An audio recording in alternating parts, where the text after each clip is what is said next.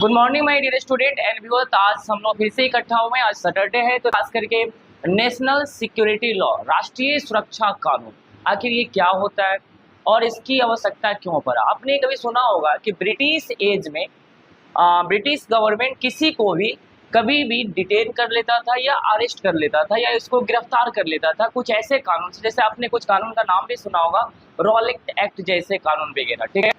तो एक आज़ाद भारत में 1947 के बाद आखिर ऐसे कानून की आवश्यकता क्यों पड़ा, तो आप हम लोग इसी पे बात करने वाले हैं, ठीक है। तो आप सभी रेडी हो?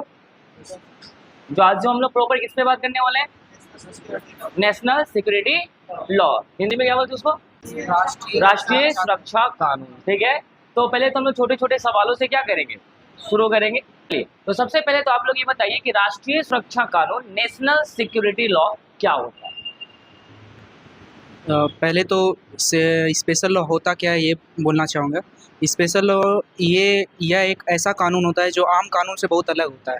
यह कानून जो होता है ये स्पेशल पावर देता है गवर्नमेंट को कि देश की सुरक्षा बनाए रखने के लिए, टेररिस्ट एक्टिविटीज़ को रोकने के लिए, आतंकवाद जैसी गतिविधियों को रोकने के लिए, देश की अखंडता, एकता और लोकतंत्र को बचाए रखने के लिए, और कोई भी इंटरनल डिस्टर्बेंस कोई भी एरिया में करप्टेड एरिया को मेंटेन करने के लिए। अगर एक शब्द में हम कहें कि स्पेशल लॉ क्या होता है तो हम कह सकते हैं कि कोई भी अनलॉफुल एक्टिविटीज़ को रोकने के लिए स्पेशल कानून का लगाया जाता है गवर्नमेंट द्वारा।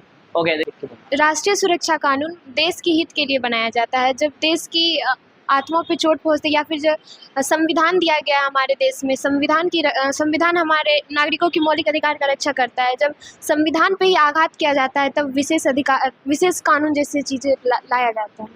ओके, तो सवाल आप लोगों से ये है कि जो नेशनल सिक्योरिटी लॉ है आज़ाद भारत में, इसकी शुरुआत कब से हुआ और इसके पीछे क्या लॉजिक था?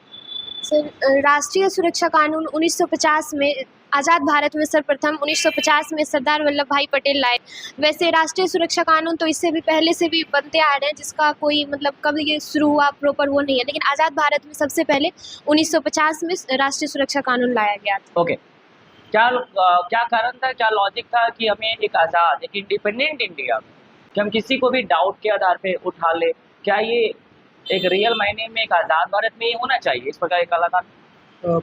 इस प्रकार के लॉ की आवश्यकता इसलिए पड़ी होगी क्योंकि उस समय बहुत सारे कारण रहे होंगे, जैसे कि हिंदू मुस्लिम दंगे थे, पार्टीशन हुआ था जिस कारण बहुत सारा आंदोलन वगैरह, भड़काऊ भाषण ये सब दिया जा रहा था, और भी इशूज़ थे।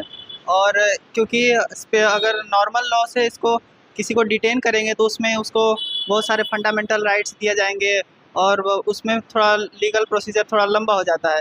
लेकिन स्पेशल लॉ के थ्रू उसको डायरेक्ट उठा लिया जाएगा, जिसमें कोई भी लीगल एड उसको नहीं दिया जाएगा। अच्छा, ठीक है। तो जो हमारे देश को यूनिटी यानी इंटीग्रिटी को ब्रेक कर रहा है उसके लिए तो हम इसको डिटेन कर लें। लेकिन क्या नहीं, नेशनल सिक्योरिटी लॉ जो आया उसमें कितने सारे नेशनल सिक्योरिटी लॉ हमारे इंडिया में आए आज़ाद भारत में, और अभी तक कौन कौन है, कुछ नाम याद है तो बताइए। हाँ, बहुत सारे हैं, जैसे कि पीडीए आया है, उसके बाद फिर मीसा, फिर टाडा, पोटा, उसके बाद फिर यूएपीए, और भी हैं इसमें। और भी? हाँ, ठीक है। तो एक एक करके आप लोग समझाइए। तो पीडीए क्या होता है? पीडीए 1950 में आया था, जो कि जिसका फुल फॉर्म होता है प्रिवेंटिव डिटेंशन एक्ट। ये सरदार वल्लभ भाई पटेल लाए थे। एक क्या था इसमें था कि अगर किसी भी व्यक्ति पे शक हो रहा है कि ये देश के अखंडता को या एकता को खंडित करने का कोशिश कर रहा है या फिर कोई भी काम कर रहा है, तो इसमें उन्हें शक के आधार पर गिरफ्तार किया जाता था। प्रिवेंटिव डिटेंशन एक्ट जैसे लॉ आए, ठीक है। तो क्या ऐसे लॉ को कंटिन्यू रखना एक इंडिपेंडेंट इंडिया में जरूरी था? सर, उस समय जो सिचुएशन था, जैसे कि ये उस समय देश हमारा बहुत ही लंबी स्वतंत्रता की ओर आया था। ओके। तो वहाँ पे सर आंदोलन करना, इनका दिनों दिन आंदोलन करना, और भी मतलब उस टाइम विभाजन हुआ था इंडिया का, तो जनता ऐसे ही बिखरी हुई थी। तो उस समय नेहरू जी के पास देश को एकत्रित करने के में बहुत सारी कठिनाइयों का सामना करना पड़ रहा था, जिसमें AK गोपालन का ये इकोनॉमिकली मतलब कहना कि हमें इकोनॉमिकली आज़ादी चाहिए। उस समय जो हमारे पास खाने के लिए भोजन तक नहीं था हमारे देश की जनता के पास, उस समय सबको एक ही दिन में खाना प्रोवाइड करवाना या फिर एक तरीके का जीवन स्तर मिलाना, ये सही नहीं था। तो उस समय जो ये लॉ लाया गया था तो उस समय के लिए ये सही था। उनके नाम तो आप लोगों ने सुना होगा। तो आसपा क्या है और आसपा कानून कैसे लगाया जाता है और इसके पीछे का क्या लॉजिक है। और एक महिला थी जिन्होंने सबसे ज़्यादा प्रोटेस्ट किया था इस प्रकार के कानून से अपने राज्य को क्या करने के लिए, बचाने। आसपा का फुल फॉर्म होता है arm force special power act, जो 1958 में लाया गया था, जो अभी तक चल रहा है। और ये एग्जाम्पल के तौर पे देखा जा सकता है कि मणिपुर में अभी भी लगा हुआ है, जिसमें होता है कि आर्मी को स्पेशल पावर दिया जाता है। और इसके तहत होता है कि आपको किसी भी कोई भी अगर आपको बाहर भी जाना होता है घर से, तो आपको परमिशन का ज़रूरत पड़ेगा, आपको पूछ के जाना पड़ेगा आर्मी वगैरह से। आप एक जगह इकट्ठा नहीं हो सकते हैं। और इसका विरोध के लिए इरोम शर्मिला ने लगभग 16 साल तक प्रोटेस्ट किया था। आज़ाद भारत में किसी भी राज्य को लंबे समय से आसपा कानून के अंदर में रखना, क्या ये सही है या गलत है, और ये कानून क्यों लगाया जाए? सर, आसपा लॉ लगता है जब मतलब आप जिस एरिया में रह रहे हो उसको खुद से ही वहाँ के पब्लिक मिल करके डिस्टर्ब करते हैं। जैसे कि उस एरिया में ज़्यादा क्राइम बढ़ने लगे, रेप, मर्डर, अपहरण, ऐसे चीज़ें अगर ज़्यादा बढ़ने लगे तो उस एरिया में ये स्पेशल एक्ट लगाया जाता है। आप लोग को ऐसा नहीं लग रहा है कि हमें आज हमारे ये जो स्पेशल लॉ है, क्या हमारे देश में ह्यूमन राइट्स को, मानवाधिकार को, क्या वो छीन नहीं रहा?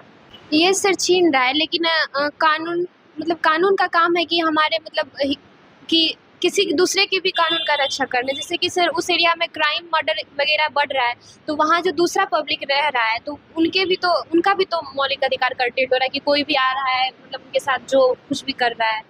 तो सर एक तरीके से ये सही भी है, लेकिन अगर कोई भी स्पेशल लॉ लगता है तो उसमें सरकार का यूज़ होता है कि वो देश की सुरक्षा बनाए रखने के लिए। तो कोई भी जैसे NSA हुआ, UAPA हुआ, कोई भी स्पेशल लॉ बनाया गया तो उससे देश की सुरक्षा बनाए रखने के लिए, कोई भी करप्टेड एरिया को कैसे सुधारा जाए, इसलिए लॉ लगाया जाता है। भले ही हमारे मौलिक अधिकार हनन होता है, पर उस लॉ से अगर कोई देश की सुरक्षा ही नहीं हो रही है, वो लॉ आएगा ही नहीं, तो वैसे भी तो हमारी मौलिक अधिकार का उल्लंघन हो ही रहा है। तो इसलिए ये जो लॉ लगाया जाता है, वो लॉ तो लगाया जाता है पर ये नेसेसरी इविल भी हमारा बन जाता है। मौलिक अधिकार का हनन होता है पर उससे हमारे देश की सुरक्षा बनी रहती है। अगर देश की सुरक्षा बनी रहेगी तो हमारा मौलिक अधिकार रहेगा। जब देश की सुरक्षा ही नहीं रहेगा तो मौलिक अधिकार का हम करेंगे क्या? ओके, तो फिर हम इसलिए इस कानून जो लगाया जाता है, इसलिए हमारे ये कहीं ना कहीं हमारे लिए नेसेसरी इविल बन जाता है। इसलिए ये सब कानून लगाया जाता है। और ये सब कानून जब ये सब गतिविधियाँ होती है तो इसलिए लगाना चाहिए।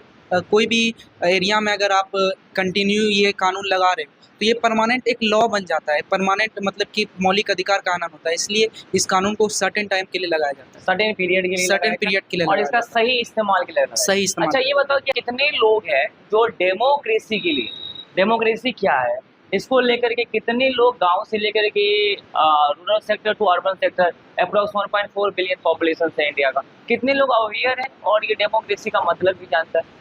डेमोक्रेसी के बारे में तो वो लोग मतलब कि यही समझते हैं कि वोट डालना है। और उन लोगों को मतलब कि हमारा सिस्टम ऐसा हो गया है कि कोई भी जब इलेक्शन का समय आता है तो जो भी नेता होता है तो वो उन्हें कोई लालच देता है, कोई स्कीम वगैरह देता है उस सर्टेन टाइम के लिए कि जनता खुश होकर हम सबको वोट दे, क्योंकि उनको तो डेमोक्रेसी का मतलब पता नहीं कि लोकतंत्र होता क्या है और वो सिस्टम चलता कैसे है। उन लोगों को मतलब उन लोगों का सोच सीमित हो गया है कि हमें नेसेसरी थिंग मिलना चाहिए, जो भी हमारा डेली का रोज का है वो बस मिलना चाहिए। बाकी जो देश में हो रहा है उससे उन लोगों को मतलब नहीं है।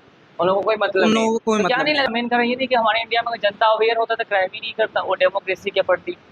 तो यहाँ पे सर सरकार को ऐसा नहीं करना चाहिए कि लॉ बनाने की जगह लोगों को अवेयर करना चाहिए। जितना ही पॉलिटिकल पार्टी है वो अपना सिर्फ प्रचार प्रसार में सिर्फ अपना पैसा या वक्त खर्च करती है।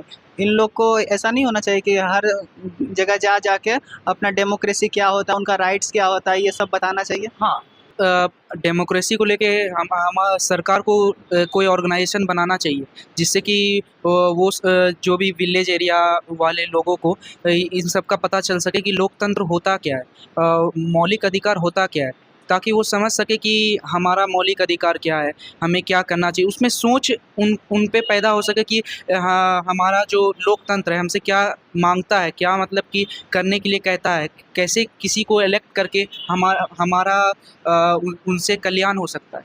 तो ये होना चाहिए। और मतलब कि जितने भी विलेज एरिया लोग होते हैं वो नेसेसिटी पे ज़्यादा ध्यान देते हैं, मतलब कि उनको चाहे एक दिन के लिए ही मिल रहा हो पर वो लोग ले लेते हैं। इससे हमारे देश की गवर्नमेंट सही, सिस्टम सही नहीं, मतलब ये हम क्या कहना चाहते हैं कि उनका लैक ऑफ एजुकेशन से ही ये सब हो रहा है ना, ओके। एजुकेशन नहीं अच्छा, ये प्रॉपर बताओ। मिल रहा है। चलो आप लोग कोई बताना, ठीक है। तो क्या लग रहा है कि हमारे देश में जिस तरीके से आज एक व्यवस्था चल रही है, ठीक है, और उसमें तुम लोग को ये भी बताना है कि कितने नेशनल सिक्योरिटी लॉ है, राष्ट्रीय सुरक्षा कानून, जो आज है और कुछ डिलीट हो चुका है। जैसे सर आसफा लॉ है वो 1958 में आया था और फ़िलहाल अभी तक चल रहा है। और यूएपीए जो 1967 में आया था वो भी फ़िलहाल अभी चल रहा है।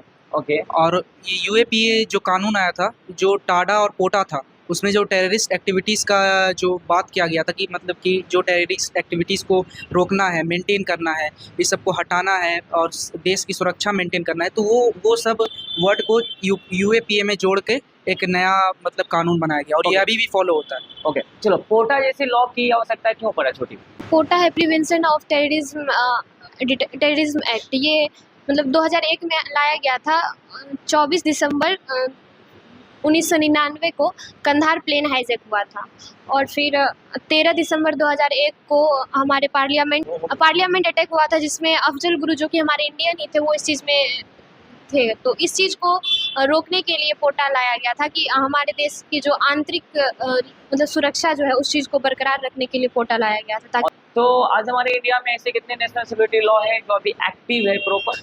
सर एक आसपा लॉ अभी कंटिन्यू है, एनएसए कंटिन्यू है और यूएपीए कंटिन्यू है। उसका सब खत्म हो चुका है, यस सर। प्रॉपर खत्म हो चुका है। Yes. तो अच्छा, ये ऐसा क्यों बोला जाता है कि जो नेशनल सिक्योरिटी लॉ है एक बुराई है, लेकिन ये एक आवश्यक बुराई है, मतलब कि नेसेसरी एविल है, ऐसा क्यों कहा जाता है? सर विशेषाधिकार जो बनाया जाता है वो अक्सर जो गवर्नमेंट उस चीज़ को बनाती है वो देख के बनाती है कि हमारे राष्ट्र के हित में होना चाहिए। और फिर सर जैसे ये स्पेशल एक्ट जो है एक तरीके से देखिए मतलब ये कहीं ना कहीं मतलब सही भी है। जैसे कि जो कोई टेररिज्म जैसा एक्ट कर रहा है या फिर कोई एरिया को डिस्टर्ब कर रहा है तो उसके ऊपर गवर्नमेंट स्पेशल एक्ट से उनको अरेस्ट करती है, तो फिर वहाँ का मतलब इन्वायरमेंट एक तरीके से सही भी होता है।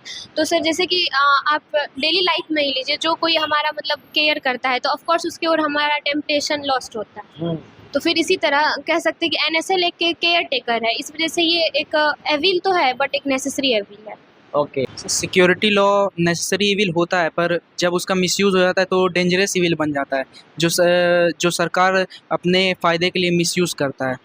और नेशनल सिक्योरिटी लॉ ये स्पेशल लॉ लगाया जाता है कि उससे अच्छा यूज़ हो सके। सिक्योरिटी लॉ लगता है कि देश की अखंडता पे कोई सवाल नहीं उठाए, देश की यूनिटी बनाए रखा जाए, क्योंकि ये सब लॉ लगाया जाता है। अब उससे मिसयूज़ होता है, इसलिए ये सब लॉ बहुत नेसेसरी नहीं डेंजरस बन जाता है। ये बहुत हद तक इसका मिसयूज़ हो जाता है, तो इसलिए ये सब लॉ हटाना बहुत ज़रूरी होता है। ओके, तो क्या लग रहा है कि नेशनल सिक्योरिटी लॉ आज होना चाहिए या नहीं? होना चाहिए सर, पर उसका सही तरीके से चेक एंड बैलेंस होना चाहिए कि अगर ये लॉ ला रहे हैं तो उससे क्या भारत देश को सुरक्षा सही से मिल रही है, मौलिक अधिकार का हनन तो नहीं ना हो रहा है उतना उससे। क्या लग रहा है कि लॉ होना चाहिए या नहीं होना चाहिए? होना चाहिए, बस कुछ सर्टेन पीरियड टाइम के लिए होना चाहिए, जिसमें कि जो भी जिस इशू के लिए लाया गया था अगर वो इशू अगर ख़त्म हो जाए तो उसको हटा भी देना चाहिए। ओके।